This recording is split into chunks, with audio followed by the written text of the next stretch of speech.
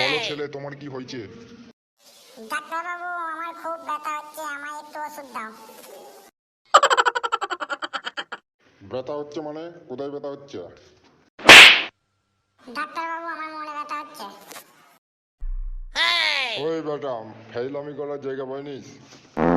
ডাক্তারবাবু, আমি ফাইজলামি করিনি, আমি সত্যি বলছি। ওই তোর রোগের ওষুধ আমার কাছে নেই, তুই যা এখান থেকে। ইনজেকশনটা আছে ডাক্তারবাবু। ও, তুই বুঝতে পারছিস না, ওই রোগের কোনো ওষুধই আমার কাছে নেই। তাহলে যে পড়লা বললো তুমি অলরাউন্ডার। ও, বুঝতে পারছিস না তুই? ওই রোগের ওষুধ আমার কাছে কেন, কোনো ডাক্তারের কাছে পাবি না। তাহলে ডাক্তারবাবু কোনো উপায় তো আছে?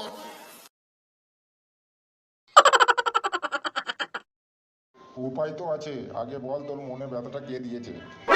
আমি বলিনি ডাক্তারবাবু, আমি যাকে চুটিয়ে প্রেম করতাম সেই আমাকে ছেড়ে চলে গেছে। ও, বুঝেছি, তোমার প্রেম রোগ হয়েছে। তাহলে ডাক্তারবাবু, আমি এখন কি করব বলো? তুমি ওই মেয়েটার কাছে যাও, মেয়েটার কাছে গিয়ে বলো। চুপ করো ডাক্তারবাবু, আমাকে ওর কাছে যেতে বলবে না। আমি ওর কাছে তো দূরের কথা, ওর পাশের গ্রামের মেলা দেখতেও যাব না। তুমি ঠিক করতে পারবে না তো কি হয়েছে, আমি অন্য ডাক্তারের কাছে যাচ্ছি।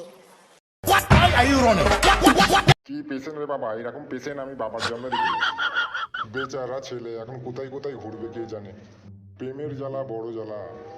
যাই হোক, আমি তো ওকে ঠিক করতে পারলাম না। বন্ধুরা, একমাত্র তোমরাই পারবে ওকে ঠিক করতে।